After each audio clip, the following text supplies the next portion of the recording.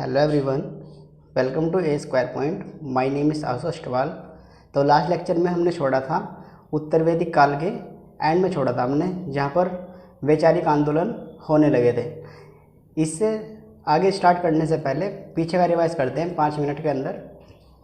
तो ये history start हुई थी सिंधु घाटी सभ्यता से, और इसका जो टाइम पीरियड था वो था 2500 ईसा पूर्व से लेकर 1700 ईसा पूर्व तक। 1700 ईसा पूर्व में सिंधु घाटी सभ्यता का अंत हो चुका था बाढ़ के कारण। उसके बाद फिर जो काल आया वो था ऋग्वैदिक काल। तो ऋग्वैदिक काल जो था वो ऋग्वेद के अनुसार वो रूल होता था।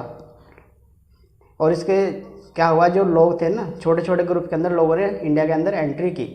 इन लोगों को कहा जाता था आर्यंस। और ये कहाँ पर आकर बसे थे? सब सैंधव प्रदेशों के अंदर। सब सैंधव प्रदेशों का मतलब होता है 7 नदियों वाला देश।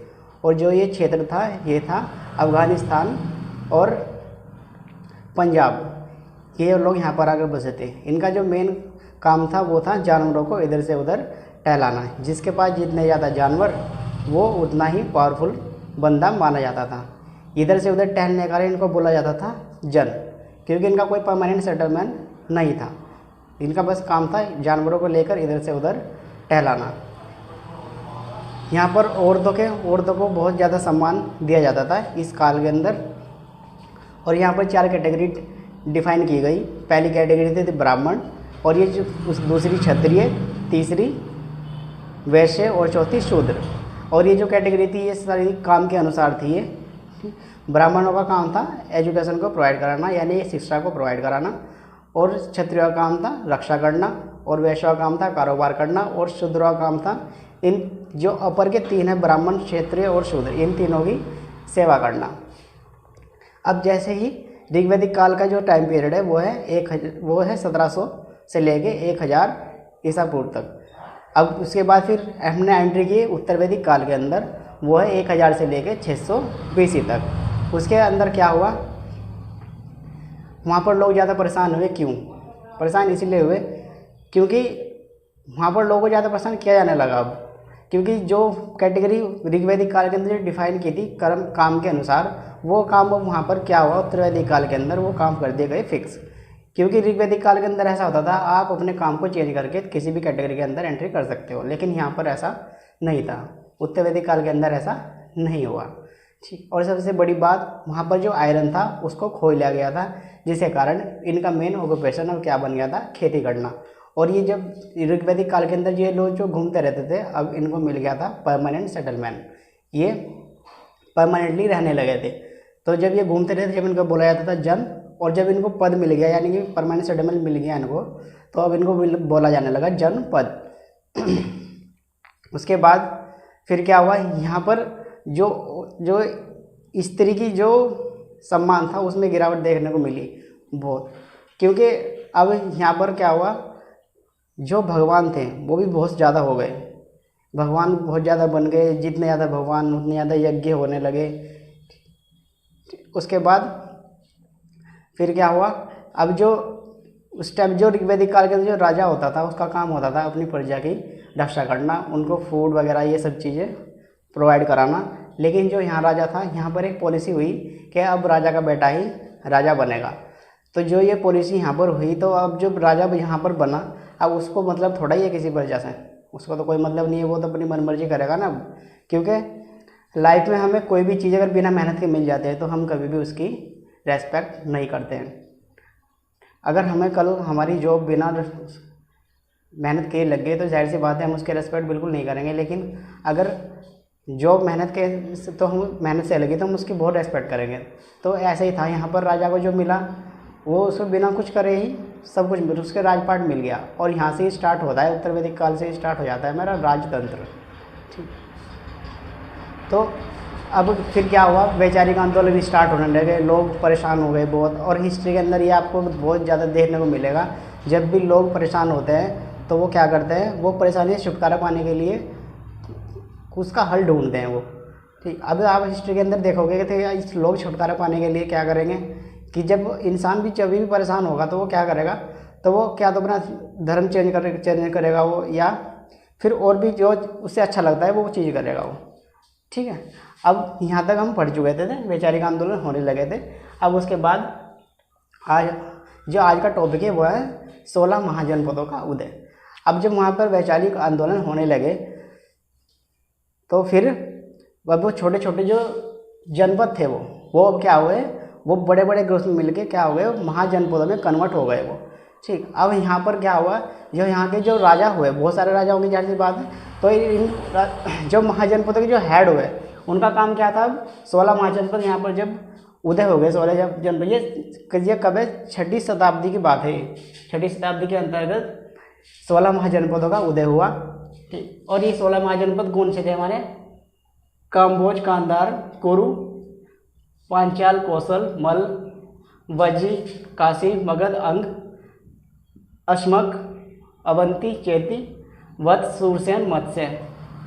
और इनके अंदर इनकी राजधानी, काम्बोज की राजधानी राजपुर, गांधार की राजधानी तक्षशिला, कुरु की राजधानी इंद्रप्रस्थ, पांचाल की राजधानी, 2 राजधानी थी पांचाल की, एक उत्तर, उसका जो क्षेत्र था उत्तर दक्षिण में ज़्यादा फैला हुआ था, इसलिए उसकी राजधानी भी क्या बनाई गई थी, 2 बनाई गई थी। तो उत्तरी में उसकी राजधानी थी हरिश्चंद्र और दक्षिणी में थी कापिल, कौशल की श्रावस्ती, काशी की वाराणसी, मल की कुशीनगर, वाजी की वैशाली, अंग का चंपा, मगध की राजधानी राजगिर गिरिब्रज, वत्स की कौशाम्बी, चेदी का सौतिवती, अश्मक की पाटिल, मत्स्य की विराटनगर, सूरसेन की मथुरा और गांधार की तक्षशिला और अवंती की भी इसी तरह 2 राजधानी थी, उत्तरी राजधानी उज्जैन और दक्षिणी राजधानी महेशमती। ये इसलिए किया है मैंने क्योंकि यहाँ से भी क्वेश्चन कई बार पेपर के अंदर पूछा गया है। जैसे कि ये मगध है, मगध का क्वेश्चन बहुत, इस यूके SSC जो उत्तराखंड के पेपर कराता है उसमें क्वेश्चन अभी एक पेपर हुआ था कलर के अंदर, इसलिए डायरेक्ट क्वेश्चन पूछा गया था कि मगध की राजधानी क्या थी, तो वो थी राजगृह या गिरिब्रज। उसके अंदर जो ऑप्शन था वो राजगृह का था। ठीक, इससे पहले जो पेपर हुआ था, 1 साल पहले पेपर हुआ था, यूके SSC ने कराया था, वो सिविल इंजीनियरिंग का पेपर था, ड्राफ्टमैन का। तो उसके अंदर क्वेश्चन आया था, उसके अंदर भी इनमें से कोई किसी की एक राजधानी पूछी गई थी, एग्जैक्ट याद नहीं है मेरे को। मतलब यहाँ से कहने का मतलब ये है कि यहाँ से भी क्वेश्चन आ जाते हैं, इसलिए सिंपल सी ये किया मैप के द्वारा। ठीक है, अब जब क्या हुआ, स्टोरी पे आते हैं दोबारा। अब जब क्या हुआ, ये 16 महाजनपदों का जब उदय हुआ, ये छोटे जो ग्रुप थे वो बड़े बड़े, वो 16 महाजनपदों में बड़े महाजनपद बन गए वो, और इनकी जो टोटल संख्या थी वो कितनी थी, 16। अब क्या हुआ, लोग पहले ही बहुत परेशान थे। ठीक है, इसमें जो सबसे ज़्यादा परेशान थे वो थे शूद्र, सबसे नीचे के, और इसमें क्षत्रिय भी परेशान थे, ब्राह्मणों को छोड़ के सारे लोग इसमें परेशान थे। ठीक, अब क्या हुआ, अब जब ये 16 महाजनपद जब हुए, अब इनके अंदर क्या हुआ, फिर एक यहाँ पर लोगों के दिमाग हुए करप्ट। अब यहाँ पर एक्सपेंशन बढ़ने लगा। एक्सपेंशन का मतलब क्या हुआ कि ये वाली जगह भी लूट लो, फिर ये आपस में क्या हुआ, आपस में लड़ने लगे कि इसकी जगह भी लूट लो, ये भी लूट लो, ये वाला क्षेत्र भी मेरा। ठीक है, ये आपस में क्या करने लगे, यहाँ लूट मचने लगी बहुत। ठीक है, 16 महाजनपदों में फिर आपस में लड़ाई हुई इनकी, तो फिर ये एक लड़ाई करते गए और अपना जो क्षेत्र था उसे दूसरे के क्षेत्र में मिलाते गए। ठीक, फिर यहाँ पर क्या हुआ, यहाँ पर ऐसे ही करते करते जब लोग यहाँ पर 62 धर्म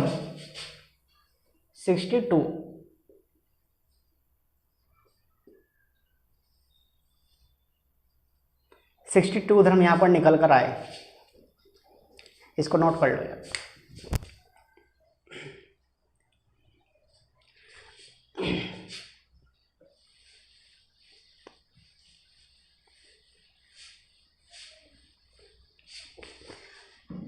फिर जहाँ पर जब यहाँ पर 16 महाजनपदों का उदय हुआ, फिर उनके बीच में लड़ाई होने लगी, तो फिर यहाँ पर लोग बहुत ज़्यादा परेशान हो गए। फिर क्या हुआ, यहाँ पर 62 धर्म निकल कर सामने आए।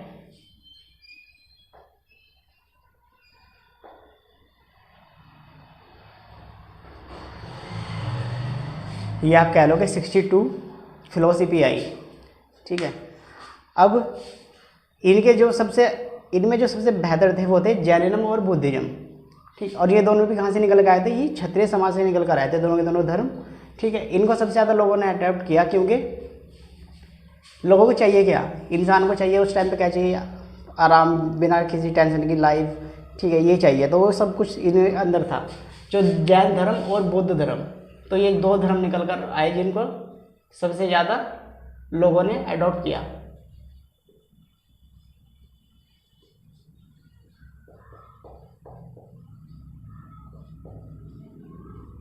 इनको सबसे ज़्यादा लोगों ने अडॉप्ट किया।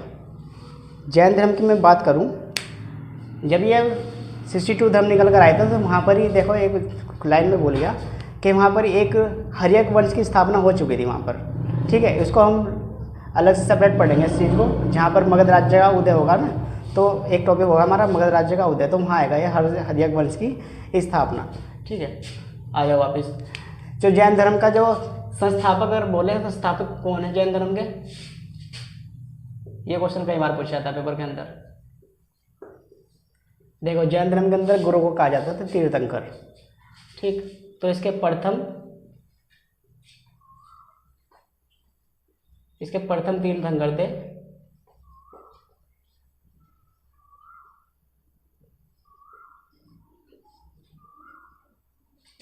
ऋषभवेद।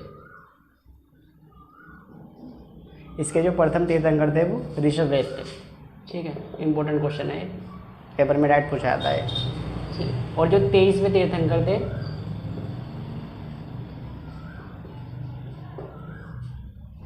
वो थे पार्श्वनाथ। और जो 24वें तीर्थंकर थे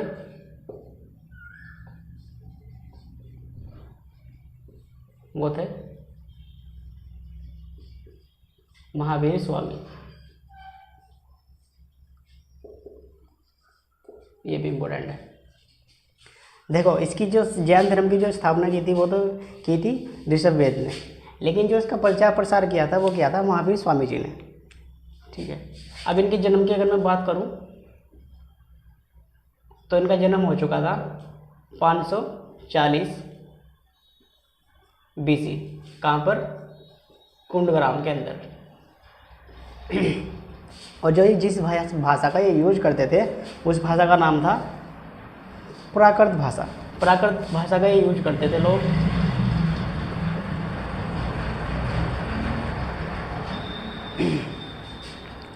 ठीक है, प्राकृत भाषा का यूज करते थे, मतलब ये जितने भी अपने उपदेश वगैरह जो देते थे प्राकृत भाषा के अंदर देते थे।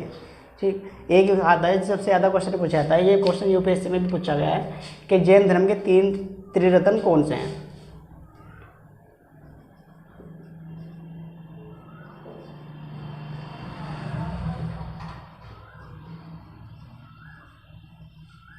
तो जैन धर्म के 3 रत्न है कौन से?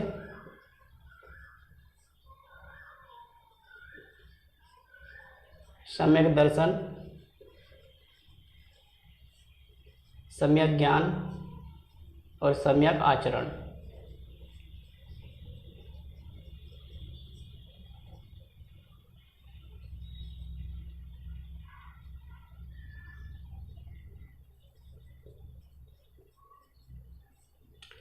सम्यक दर्शन, सम्यक ज्ञान और सम्यक आचरण। इसका मतलब क्या? अच्छा देखो, अच्छा ज्ञान की प्राप्ति करो और अपना आचरण हमेशा अच्छा रखो, यानी कि अपना बिहेवियर हमेशा अच्छा रखो। ये 3 रत्न है।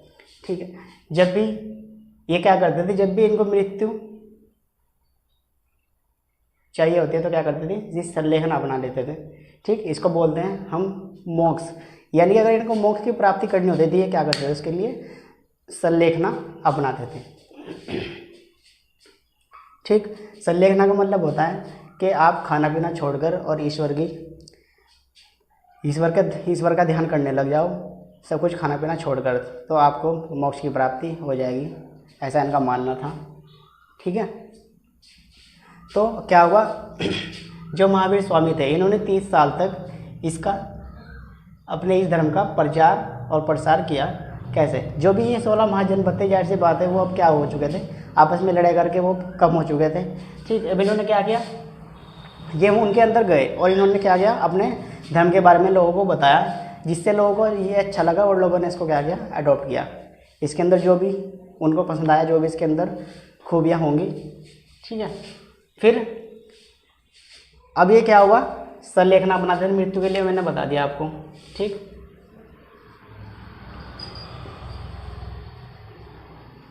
ये डायरेक्ट क्वेश्चन पूछा जाता है कि संलेखना किस धर्म से संबंधित है, तो कौन से धर्म से संबंधित है? जैन धर्म से संबंधित है संलेखना। ठीक है, अब क्या हुआ कि चंद्रगुप्त मौर्य, बहुत बड़ा नाम है, आगे आएगा ये। ठीक है, चंद्रगुप्त मौर्य के टाइम पे क्या हुआ कि यहाँ पर क्या पड़ा, सूखा पड़ गया। 10 से 11 साल के लिए सूखा पड़ा यहाँ पर। ठीक है, अब ये पार्ट ना, ये जो धर्म था ये 2 पार्ट में डिवाइड हो गया अब। ठीक है, ये 2 पार्ट में डिवाइड हो गया अब। किसमें? एक तो था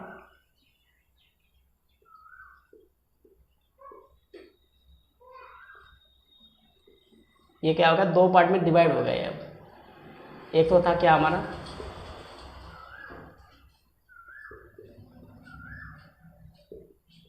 श्वेतांबर और एक था हमारा दिगंबर। ये 2 पार्ट्स में डिवाइड हो गया, श्वेतांबर और दिगंबर। इसके था स्थूल बाहु और ये था भद्र बाहु। ये 2 लोग थे जिन्होंने बाद में इस धर्म को क्या कर दिया था, डिवाइड कर दिया था 2 पार्ट्स में। तो क्या हुआ, जब चंद्रगुप्त मौर्य के टाइम पे जब क्या हुआ, 10 से 11 साल के बीच में जब सूखा पड़ा तो क्या हुआ, भद्र बाहु ने स्थल बाहु से कहा कि मैं जाता हूँ साउथ के एरिया के अंदर, अगर आप चाहो तो आप मेरे साथ आ सकते हो। लेकिन इन्होंने क्या किया, इन्होंने कर दिया मना कि नहीं, मैं यहीं रहूँगा और मैं आपके साथ नहीं आ रहा हूँ। इन्होंने ऐसा इसलिए कहा था क्योंकि जब यहाँ सूखा पड़ा तो अब यहाँ पर क्या हुआ, जीवन जो जीने में वो क्या होने लगी, कठिनाई होने लगी। तो इन्होंने क्या कहा, इन्होंने क्या किया, मैं अब चलता हूँ साउथ के अंदर, मैं साउथ की ओर चलता हूँ कि आप अगर मेरी बात से सहमत है तो आप मेरे साथ आ सकते हैं। इन्होंने मना कर दिया, स्थूल बाहु ने मना कर दिया कि नहीं, मैं नहीं आऊँगा और आप जाओ। ठीक है, तो कुछ टाइम बाद जब भद्र बाहु जब वापस लौटते हैं तो इन्होंने देखा कि यहाँ पर लोग क्या हैं, कपड़ों के अंदर घूम रहे हैं, तो ये तो धर्म का क्या हो गया, अपमान हो गया। तो इसी चीज़ को अब ये जो श्वेतांबर होते हैं ना, वो सफ़ेद वस्त्र को धारण करने वाले होते हैं। ये होते हैं सफ़ेद वस्त्र धारण करने वाले।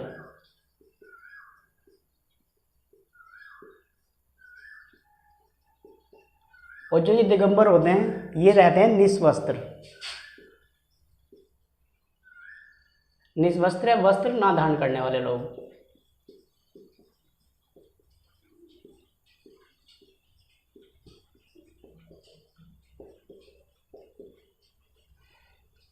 तो श्वेतांबर कौन से होते हैं, जो सफ़ेद वस्त्र को धारण करते हैं, और जो भद्र बाहु होते हैं ये होते हैं वस्त्र को धारण ना करने वाले लोग।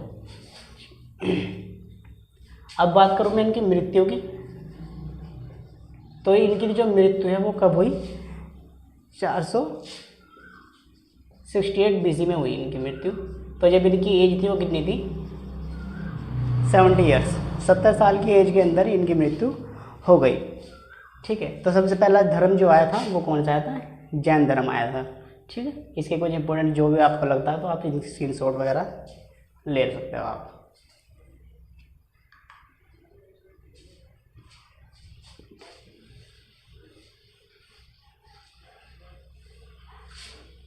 अब बात करते हैं बौद्ध धर्म की। बौद्ध धर्म इससे जब इनका जन्म हुआ था महावीर स्वामी का, तो 10 से 11 साल बाद ही बौद्ध धर्म का जन्म हो चुका था।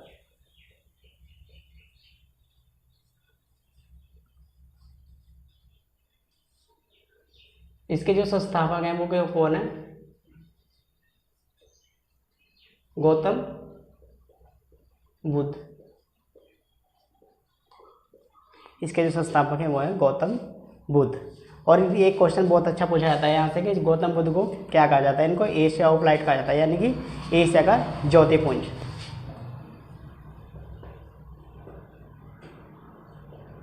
एशिया का ज्योतिपुंज।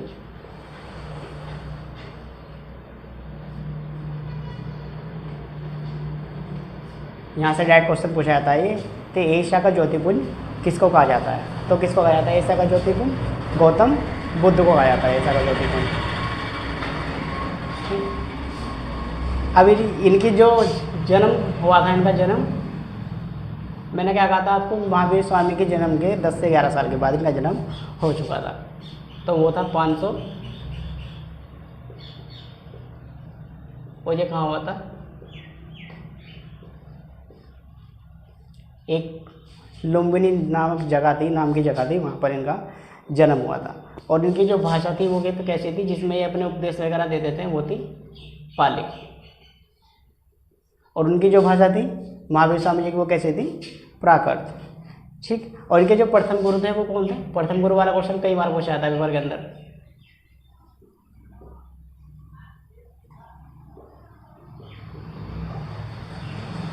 वो थे अलार कलाम। ये मोस्ट इंपॉर्टेंट क्वेश्चन है बहुत। प्रथम गुरु गौतम बुद्ध के प्रथम गुरु का नाम क्या है? तो कौन है वो? अलार कलाम। ये इनके प्रथम गुरु थे। ठीक, जैसे वहाँ पर त्रिरत्न होते थे जैन धर्म के त्रिरत्न, ऐसे ही बुद्ध धर्म के भी तीन रत्न होते हैं।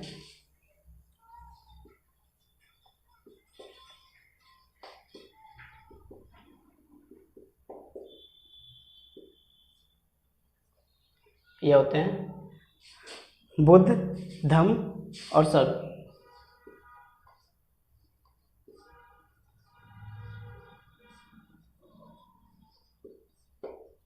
बुद्ध, धम्म और संघ। ठीक, एक बुक है, देखो इसके ऊपर एक बुक है, उस बुक का नाम है, उस बुक का नाम क्या है? जातक। देखो इस बुक में मिलती है, जो गौतम बुद्ध है ना, उनके पूर्व जन्म की कहानी कहाँ मिलती है? वो जातक बुक के अंदर मिलती है। ठीक, अभी बौद्ध धर्म के सिद्धांत बहुत ज़्यादा इम्पोर्टेंट है। ये बौद्ध धर्म के सिद्धांत पिटक, त्रिपिटक।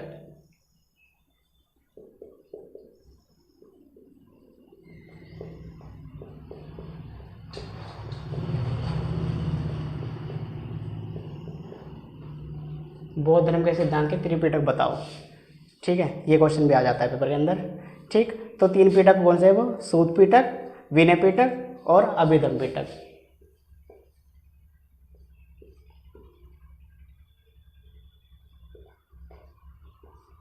सूत पिटक, विनय पिटक और अभिधम्म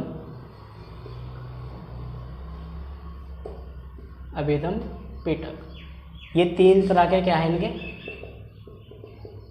तीन सिद्धांत हैं ये। ठीक, तीन सिद्धांत, त्रिपिटक के तीन सिद्धांत हैं ये। ठीक, अब मैं बात करूँ इनकी मृत्यु। इनकी मृत्यु कब हुई? इनकी मृत्यु हुई 483 BC में। मृत्यु इनकी 483 BC में। और ये हुई कहाँ पर? कहाँ पर को छोड़ो, BC में हुई 80 साल की उम्र में इनकी मृत्यु हो गई। ठीक, और इसी टाइम पर ना, ये टाइम बहुत इंपॉर्टेंट है, क्योंकि यहाँ से क्वेश्चन आता है कि यहाँ पर बौद्ध की प्रथम, इसी समय बौद्ध की प्रथम संगति हुई थी।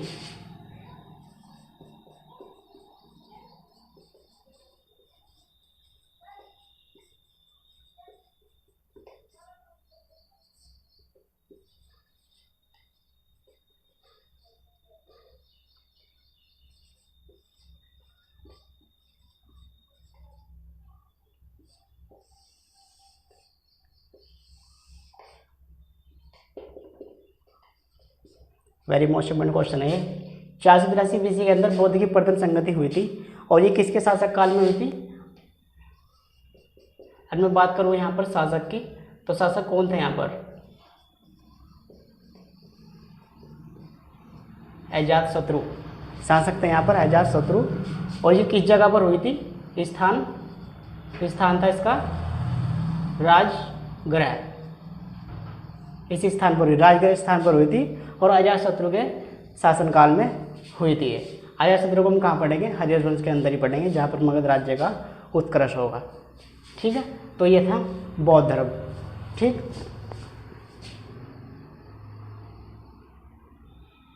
इम्पोर्टेंट जो पॉइंट है वो देख लो, जो इम्पोर्टेंट पॉइंट है इसके अंदर। ठीक, अब एक क्वेश्चन जो अब डिस्कस करूँगा मैं, कि जो 16 महाजनपद जो जिनका उदय हुआ था, उनकी जो जानकारी हमें कहाँ मिलती है? वो देखो, जो इनकी जानकारी हमें दोनों ग्रंथ जो दोनों धर्म है हमारे, इनके दोनों ग्रंथों के अंदर मिलती है। ठीक है, अगर मैं बौद्ध धर्म की बात करूं, तो बौद्ध धर्म में कहाँ मिलेगा? ये अंगुत्तर निकाय। ठीक, अगर मैं जैन धर्म की बात करूं, तो ये कहाँ मिलेगा? भगवती सूत्र के अंदर।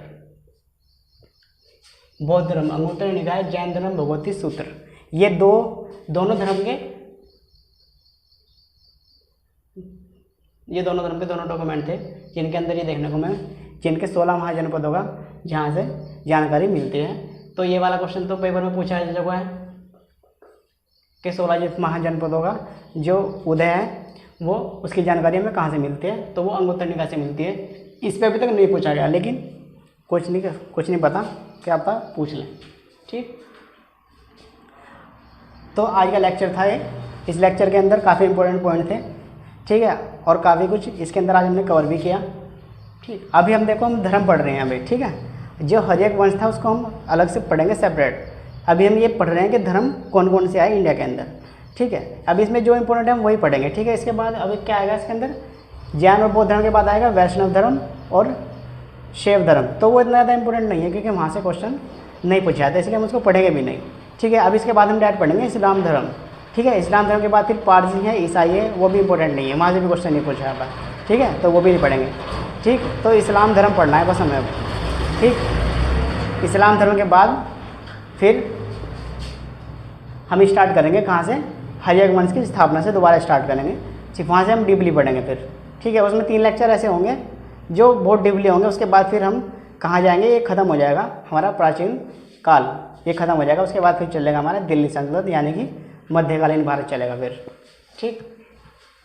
तो अगर मैं इसको देखूँ, इसके अंदर जो ओवरऑल क्वेश्चन होंगे मिला के वो कम से कम ऐसे होंगे 100 से 150 करीब, 100 से 150 के आसपास में क्वेश्चन होंगे बस, जो इंपॉर्टेंट होंगे या जो पेपर में आज तक पूछे जा चुके हैं, ठीक है। तो जैसे ये प्राचीन काल खत्म होगा तो एक लेक्चर क्वेश्चनों का रखेंगे जिसके अंदर नए क्वेश्चन भी होंगे, पुराने क्वेश्चन भी होंगे, और जो पेपर के अंदर जो क्वेश्चन पूछे गए हैं वो भी होंगे, ठीक। तो वो लेक्चर शूट करेंगे हम।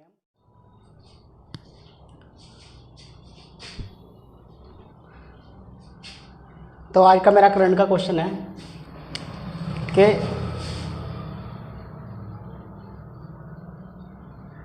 UNSC United nation security council, ठीक है। तो आप सबको पता होगा कि India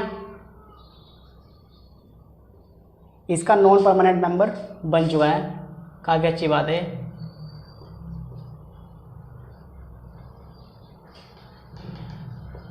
non permanent member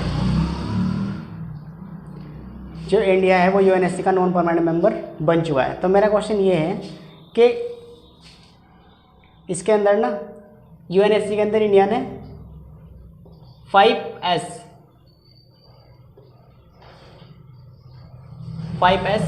vision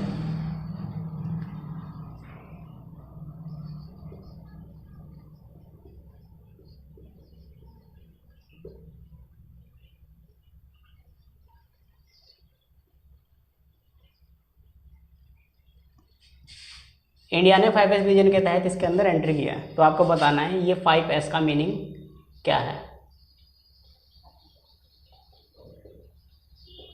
meaning of 5S, तो आपको बताना है कि इस 5S का मतलब क्या है, ठीक। अब मिलते हैं हम नेक्स्ट लेक्चर के अंदर। Thank you very much.